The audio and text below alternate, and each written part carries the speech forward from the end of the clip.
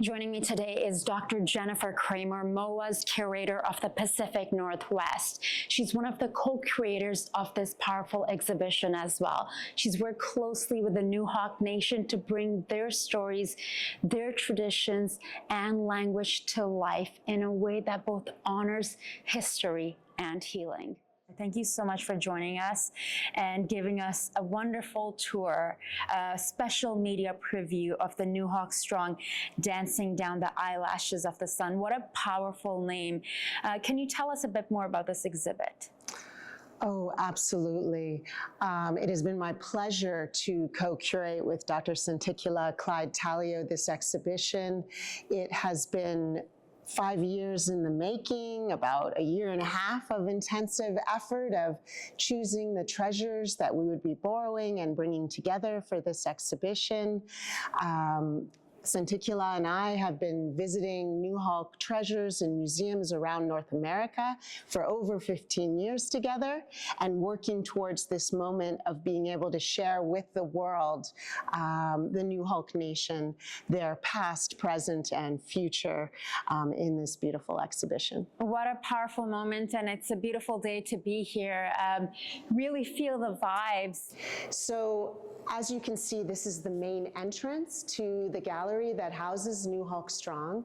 And what you're looking at is Sayuth. Sayuth is a supernatural thunder being known only to the Nuxalk Nation. Some of you might say, oh, I recognize a thunderbird when I see one, because they're quite well known on the northwest coast. But actually, this is not a thunderbird. This is thunder, Sayuth.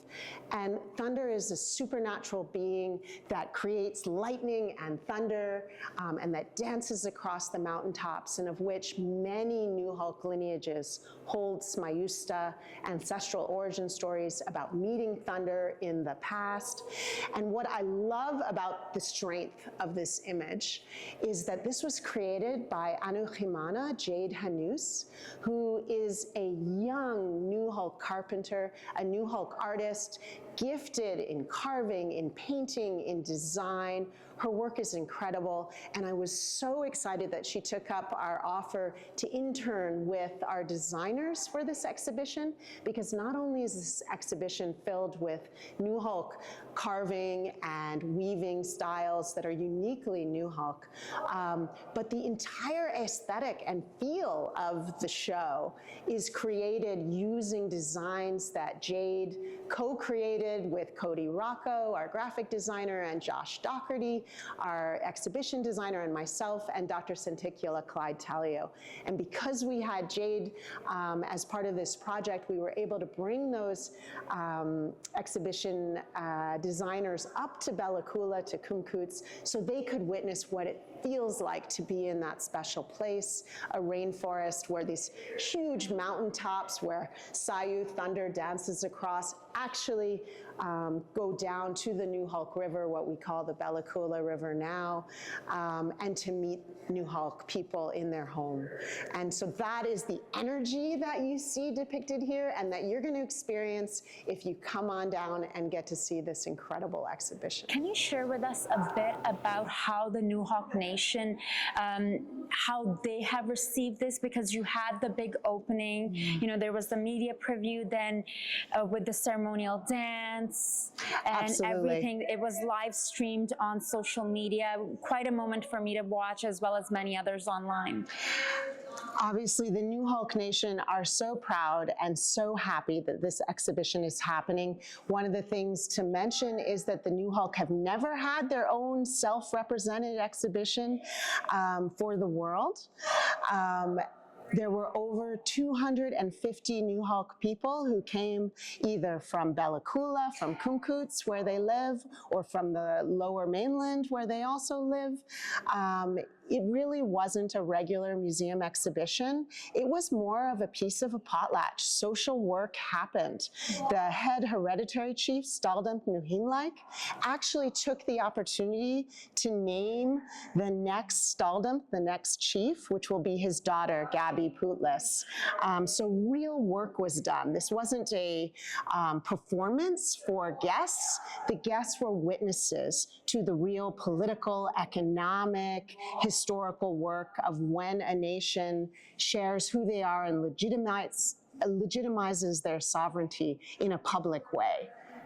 That is truly beautiful. I got chills when you were mentioning that. How is the revitalization of the Nuxalk language woven into this exhibition? It is. So in each of the stories, the narrative of the exhibition, Santikula and I chose Nuxalk phrases, Nuxalk values, and ways of knowing who they are to be the subtitles of each section. My Nuxalk is not very good, so I will not, we will leave that for Santikula, but all throughout each of the sections lead with Nuxalk phrases, Nuxalk value systems, and then the final section is about Nuxalk Radio, 91.1 FM, which is a community radio station founded by Nuxalkum, and basically behind that is Nuxalk sovereignty, Nuxalk stewardship and care for the lands and waters of Nuxalkum, their homeland. The way that the Nuxalk are practicing clearing the path for this generation to succeed and for those yet unborn through Nuxalk language, through Nuxalk radio. People were so emotional. Meeting Nuxalk treasures, I call that like meeting the hands of your ancestors, because it's your ancestors who were the carpenters, the weavers, the artists, the makers, who made these treasures, whether they're ceremonial, whether they're regalia to wear, or whether they're baskets and technology like adzes to use in everyday life. The Nuxalk don't think about this as meeting fixed objects. It's like having a visit with family.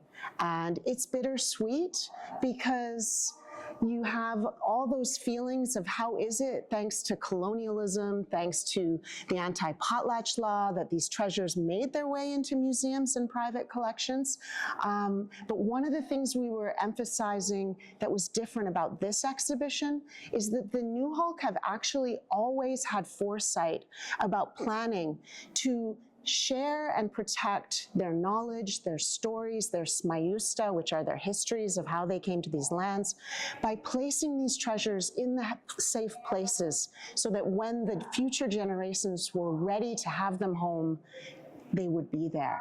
So many of these were not stories, songs, knowledge, smayusta, and treasures that were stolen. They were actually purposefully placed there by ancestors. So for the Nuxalk, it was a joyous reconnection. And then, of course, part of this exhibition is talking about other ways of reconnecting, whether that's bringing these treasures back home, where they can inspire all of the artists. There are so many artists in Bella Coola who are both carving and weaving for ceremony, but also for the art market, which shares with the world who the Nuxalk are. So whether it's bringing these treasures home or whether it's showing them in places like the Museum of Anthropology, that shares with the world who the Nuxalk are. That's beautiful. One last thing, what are your hopes that the visitors will take away from the Nuxalk Strong exhibit? Well, the Nuxalk Nation are small at the moment, not quite 2,000 people, which is pretty tiny in our huge world. But they were a small nation that sent 9 Nuxalk men, took up the challenge in 1885 to travel under contract to share Nuxalk culture, songs, carving in Germany for over a year, and then came back home as proud Nuxalk citizens. I see this as, 100 plus 130, my math isn't so good, years later of continuing to share with the world who the Nuxalk Nation are. Their treasures, their materialized treasures are in museums around the world, but I don't think people really know about the living Nuxalk. And this is what this is about. This is about the fact that not only have they survived the pressures, what they call the 4 modern catastrophes of colonialism, starting with the smallpox epidemic of 1862, that took a population of upwards of 20,000 people and reduced it down to 300, but showing that they're now thriving, that they are rejoicing in who they are and fully taking it back, what they call stumstaliwa, which is the full human experience. For a New Hulk side of things, I want this to continue to be an inspiration to so many of the carpenters, the weavers, the carvers, the painters, the jewelers, and the youth, who are the future. Thank you. Thank you so much for your time. I truly appreciate it, Dr. Kramer. And I'm so excited to wander through here and film on this beautiful day, the exhibit. You're very Thank you. Thank welcome. you so much. I appreciate You're it. very welcome. This exhibition is more than just a display of artifacts. It's a living, breathing testament to the strength of the Nuxalk Nation and their ongoing journey of cultural revitalization. Nuxalk Strong, Dancing Down the Eyelashes of the Sun, is on view at Museum of Anthropology's O'Brien Gallery from February 21st, 2025 till January 5th, 2026. And I highly encourage everyone to view and experience this powerful exhibit for themselves. That's it for this time. On location in Vancouver, I'm your host, Zara Durrani. Until next time, I'll catch you soon.